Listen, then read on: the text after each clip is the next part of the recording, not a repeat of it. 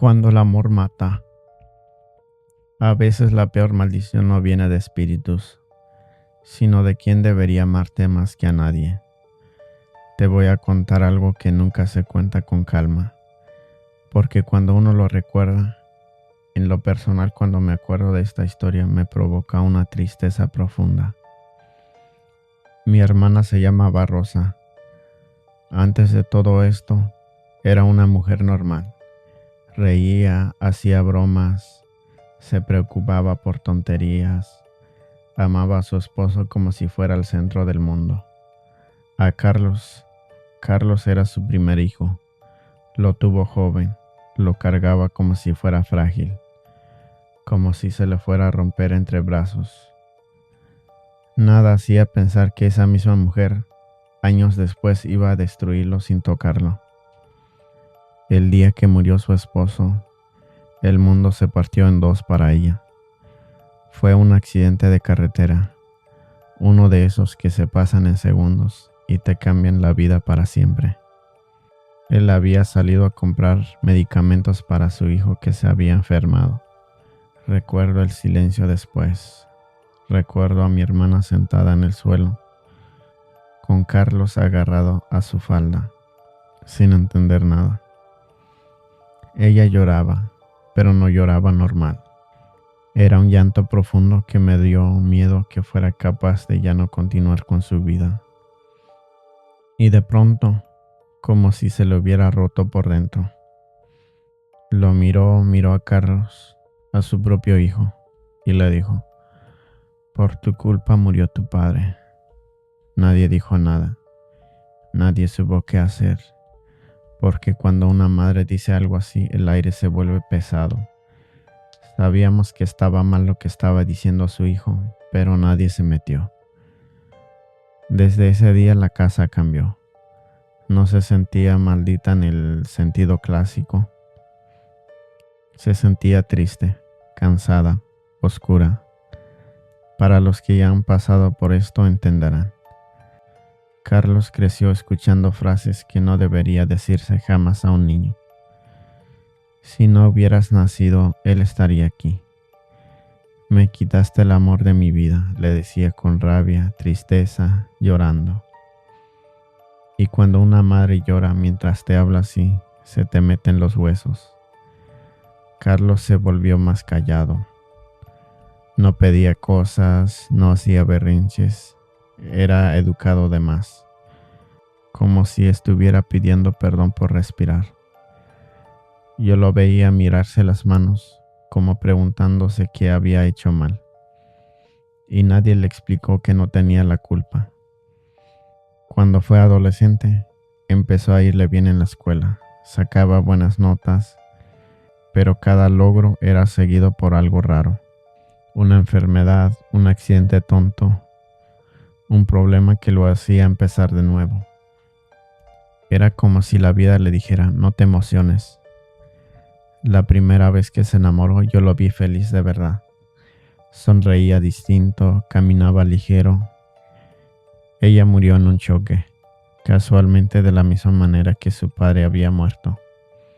Carlos no gritó, solo se quedó sentado, mirando al suelo con lágrimas en los ojos, como agua sin ruido.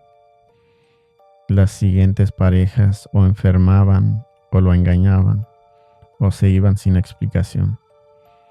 Y todo eso cada vez lo dejaba vacío, y siempre la voz de su madre en su cabeza: por tu culpa murió tu padre.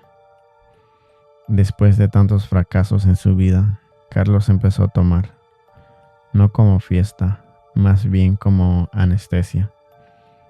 Comía poco, dormía mal, soñaba con choques, con sirenas, con gente llamándolo por su nombre. Intentó tener hijos, nunca pudo. No dejó descendencia. Eso lo destrozó aún más. Con los años se fue del pueblo. Se fue a la montaña, a una choza vieja, casi cayéndose. Decía que ahí al menos no molestaba a nadie. La gente del pueblo lo veía bajar a veces. Compraba lo justo, saludaba con respeto, Nunca causó problemas. Decían, es borracho pero es buen hombre. Mientras tanto mi hermana envejecía. Se enfermó, se volvió más amargada, culpaba a todos y en el fondo se culpaba a sí misma. Nunca fue a buscar a Carlos, nunca le pidió perdón. Un día Carlos dejó de bajar en el pueblo. Pasó otro día y al tercer día la gente se dio cuenta de que algo no andaba bien. Avisaron a la policía.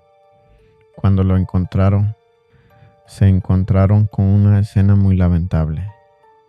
Estaba colgado, flaco, con la cara marcada por un dolor que no se puede fingir. En el suelo dejó una última frase escrito con el dedo, donde decía, mamá, perdóname por haberte quitado a tu esposo. Eso fue algo que dolió realmente, porque hasta el final siguió creyendo que era su culpa. Cuando mi hermana se enteró, semanas después, no lloró, pero dijo que todo era su culpa. Yo le causé todo esto, susurró. Se encerró más en su casa, no salió, dejó de comer, dejó de hablar. Poco tiempo después, murió sola en su casa. El caballo de los ojos rojos. Mi abuelo murió de espanto, o algo peor. En mi casa siempre hubo una regla con la montaña, no escrita, no explicada. Simplemente todos sabían que nadie tenía que ir allá de noche. De día sí, para caminar, cazar, revisar los animales. Vivimos en un rancho. Las casas están separadas, bastante lejos unas de otras. No hay alumbrado público, no hay bardas, nada que marque límites. La montaña empieza donde termina el camino de tierra. Cuando empezamos a juntarnos con otros muchachos, hablábamos de cosas sin importancia, hasta que mencionaron que sería bueno que fuéramos a cazar al siguiente día. Pero uno de ellos dijo, allá arriba no se queda nadie después de que oscurece. ¿Qué quieres decir?, preguntamos. El caballo negro con los ojos rojos, dijo. Nos reímos por idiotas o por miedo, no lo sé. Al día siguiente fuimos, sin avisar. Solo llevamos agua, linternas viejas, un rifle que ni revisamos bien. Caminamos y fallamos tiros. El sol ya se estaba yendo. Se empezó a sentir algo de frío. Nos habíamos dado por vencido y regresar sin cazar ni siquiera una liebre. Y entonces lo vimos. Un venado del otro lado del barranco, comiendo, quieto. Lo seguimos. Caminaba despacio, como guiándonos. Mi hermano dijo, nos quiere perder a todos. Nos reímos nerviosos. Y ahí fue cuando me di cuenta de que algo estaba mal. Tenía cicatrices por todo el cuerpo, antiguas, profundas, como si hubiera sido atacado y sobrevivido varias veces. Cuando avanzamos más, hizo un sonido que no era de venado, ni ramas ni viento, más bien como un resoplido de caballo. Y eso fue ya demasiado. Uno de los muchachos dijo, parece que nos está llamando. En ese entonces ya nadie se estaba riendo. A lo lejos escuchamos un relincho de caballo.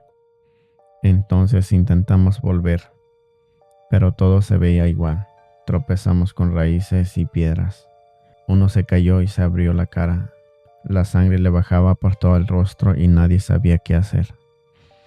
Entonces llegaron los trotes, como si corriera sobre una terracería, pero alrededor no se veía nada. Afortunadamente desde ahí ya se miraban las luces del rancho. Nadie hablaba. Nos habíamos quedado sin aire de tanto correr.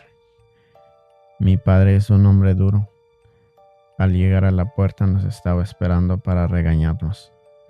Pero al ver a mi hermano temblando, se preocupó por él y solo dijo: mañana hablamos. Esa noche no dormimos bien. A la mañana siguiente nos contó algo que nunca había dicho. Mi abuelo no murió de alguna enfermedad. Salió una tarde borracho a cazar. Sabía lo del caballo, pero en su borrachera se armó de valor. Esto fue lo que él contó después. Él se metió en el monte y ya estaba ocultándose el sol, pero llevaba una linterna y un buen rifle. Vio un venado a lo lejos, lo siguió. Cada vez que se acercaba al venado, se alejaba un poco más, hasta que llegó en una parte plana de la sierra. El paisaje ahí se veía bonito con la luz de la luna. Entonces escuchó un resoplido de algún animal grande. A lo lejos vio un caballo, negro, brillante, musculoso. Desde lejos se veía normal. Él pensó que era de algún vecino que se le había escapado. Entonces buscó alguna cuerda en su bolsa para llevar al caballo. Al levantar la cabeza, se dio cuenta que el caballo ya estaba enfrente de él, pero esta vez con unos ojos rojos, apagados, como brasas viejas que te miran por dentro. Mi abuelo dijo que el caballo habló. Abría la boca de una forma que no iba acorde con los movimientos de la boca.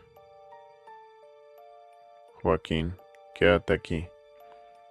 Tendrás todo lo que siempre has querido, dijo el caballo. Mi abuelo estaba paralizado, pero al escuchar eso no sabe cómo salió de ahí. Escuchaba los trotes detrás de él, como si lo fueran a agarrar. Disparó un par de veces al aire. Después de eso perdió el rifle, y no le quedaba de otra que correr. Todavía llegó en la casa, temblando. No apagaba las velas en la noche. Decía que en la oscuridad veía esos ojos rojos del caballo. 3 días después falleció.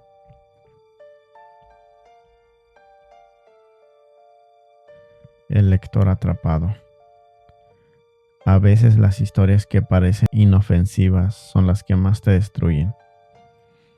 Todo empezó con un trabajo cualquiera. Yo vaciaba casas de gente que había muerto sola. Gente mayor, sin familia cerca. Nada de películas de terror, solo polvo, olor a humedad, muebles viejos, silencio absoluto. En una de esas casas, en un cajón viejo y polvoriento, encontré un libro. Estaba envuelto en una tela negra. Limpio, cuidado. No estaba escondido. Parecía que alguien lo había dejado ahí a propósito. No tenía título, no tenía nombre, pero pesaba. Pesaba de una manera que no puedes medir con una báscula. La primera vez que lo abrí, no sentí miedo. Solo algo raro, un tirón en el estómago, como si supiera que no debería continuar. La primera página decía, con letra firme: si estás leyendo esto, ya llegaste. Me senté en la cocina, con una taza de café frío, mirando la luz que entraba por la ventana. Era lunes, ruiditos normales del vecindario, la perra del vecino ladrando. Pensé, qué frase más extraña. ¿Y si es solo un diario viejo? Y aún así seguí. Al principio las páginas parecían normales, frases cortas, simples como recordatorios, errores que todos cometemos, cosas que todos pensamos. Pero había algo inquietante en cómo se sentían dirigidas a mí. Una frase decía: no necesitas creer, solo continuar. Empecé a notar cosas raras, pero sutiles. Me despertaba siempre a la misma hora, 3:17 de la madrugada. No era sueño, no eran pesadillas. Era un despertar seco, con el corazón acelerado y la sensación de que alguien más estaba en la habitación. Miraba a mi alrededor, nada. solo el ventilador girando lento y las cortinas moviéndose con la brisa. Intenté dejarlo. Lo puse en la mesa de la sala mientras hacía mis cosas. Lavaba los platos, revisaba el correo, charlaba con mi vecino que me preguntaba si había visto a su gato que se le había escapado.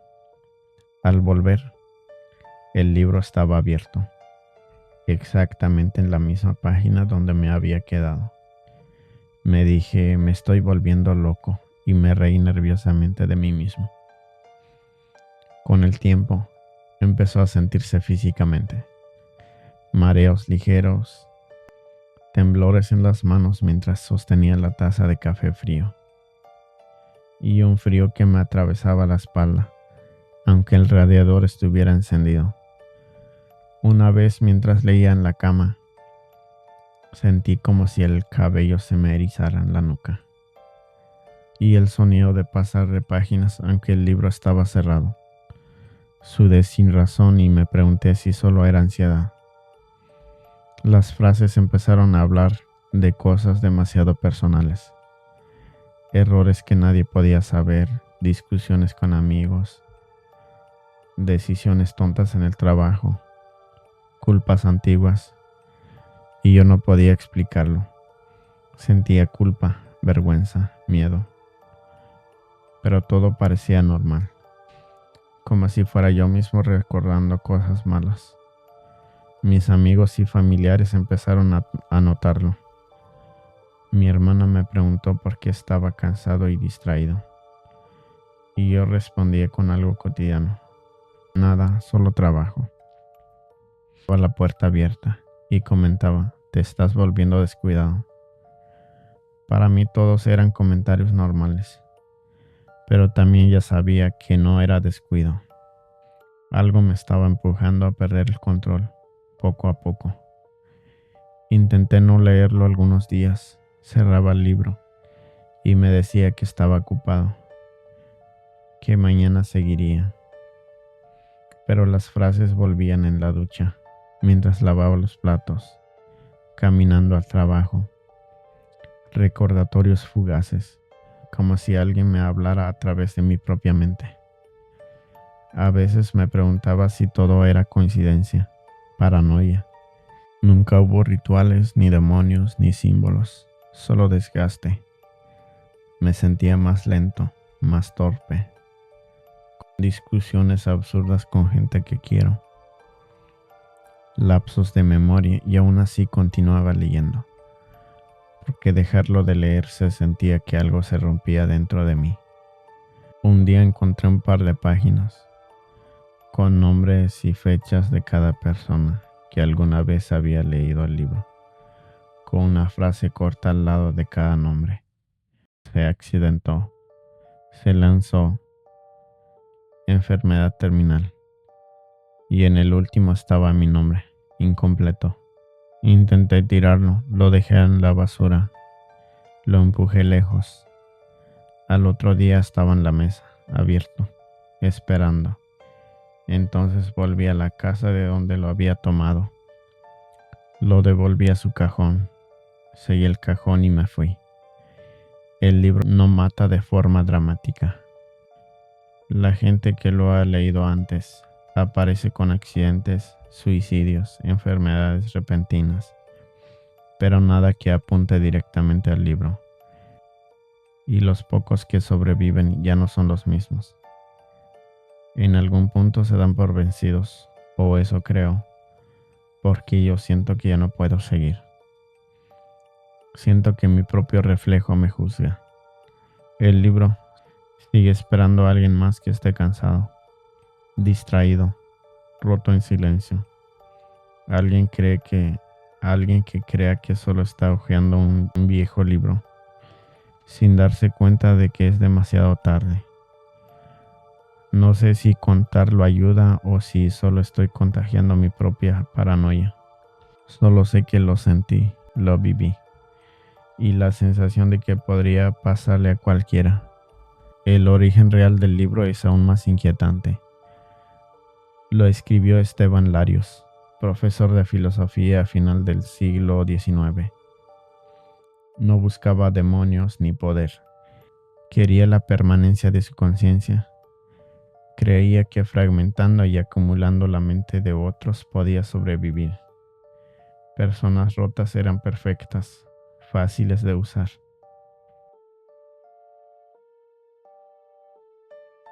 Lo que mi madre me obligó a aprender.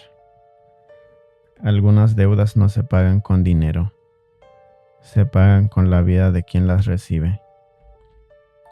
Esto no empezó conmigo, empezó antes de que yo naciera. Tal vez antes de que mi madre naciera. En mi familia siempre hubo cosas raras, pero no esas raras de película. Cosas pequeñas, silencios largos, enfermedades que aparecían sin explicación. Mucho de lo que hacía mi mamá no explicaba, solo decía que era su trabajo.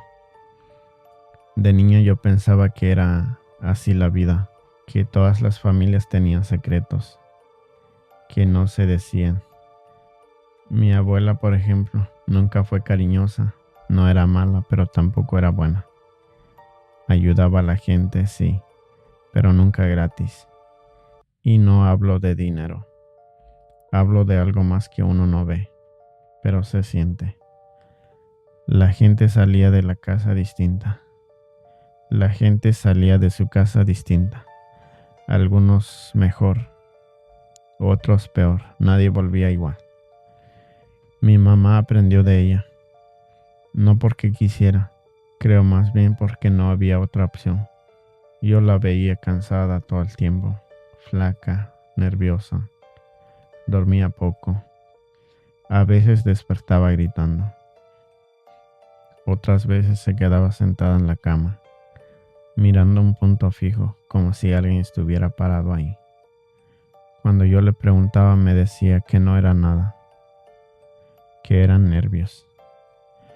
El cuarto donde ella hacía sus cosas estaba siempre cerrado, no con llave, cerrado como si escondiera algo ahí.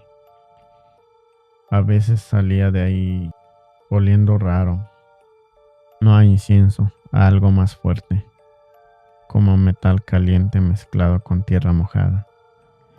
Yo sabía que no debía entrar, nadie me lo dijo, simplemente lo sabía. Tenía 10 años cuando me habló claro. No fue una conversación larga, no fue dramática, fue peor, fue fría. Me dijo que yo tenía que aprender, no era una opción.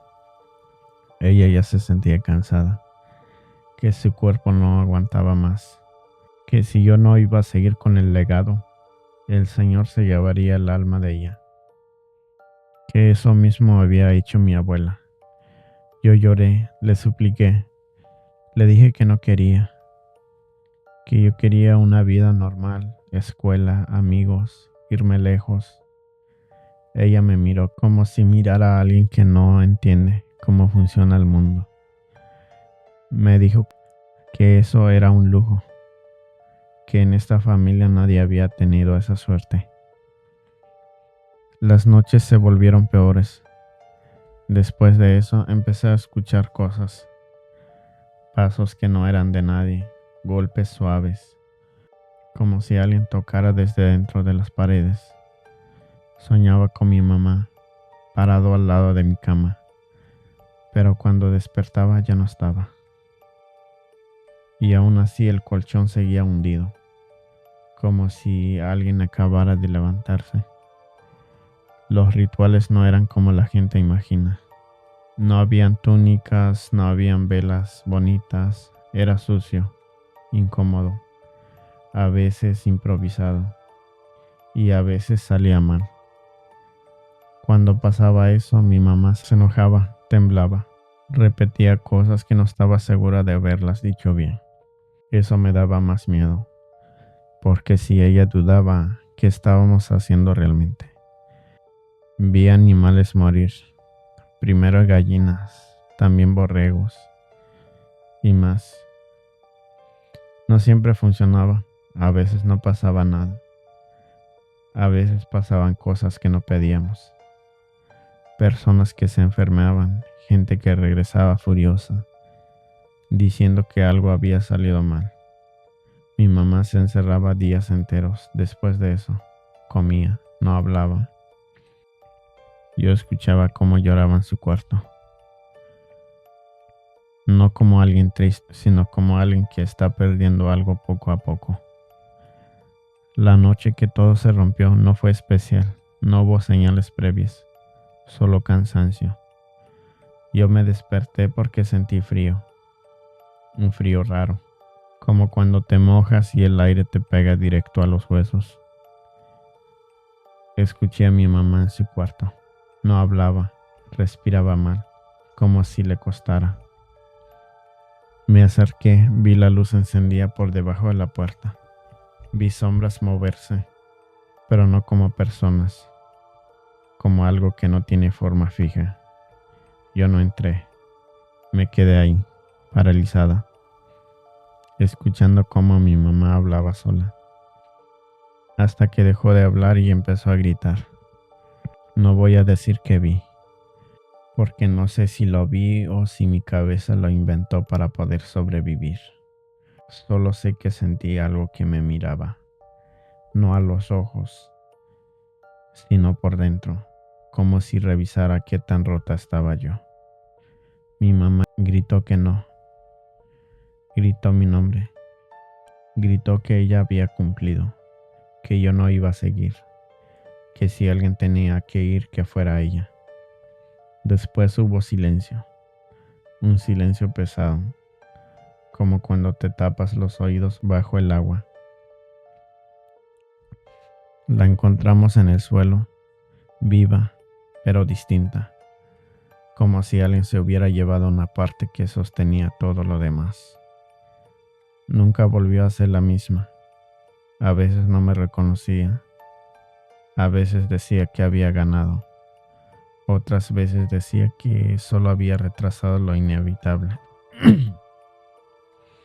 Otras veces decía que solo había retrasado lo inevitable. Murió meses después, no de golpe. Se fue apagando. La gente del pueblo empezó a preguntar por ella. Personas que yo no conocía. Personas que hablaban bajo. Que me miraban como si yo supiera cosas que no quería saber.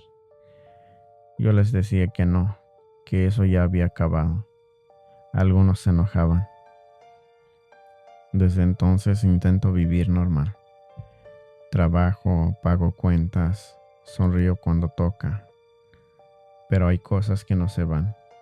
Ruidos en la noche, sensaciones de estar acompañada, gente que me encuentra y me dice que mi mamá los ayudó una vez y que ahora necesitan más. No entienden que no hay más, que lo que hubo ya costó demasiado. No sé si rompí el legado. No sé si solo lo detuve un poco. Solo sé que sigo aquí. Y que a veces cuando todo está en silencio, siento que algo sigue esperando.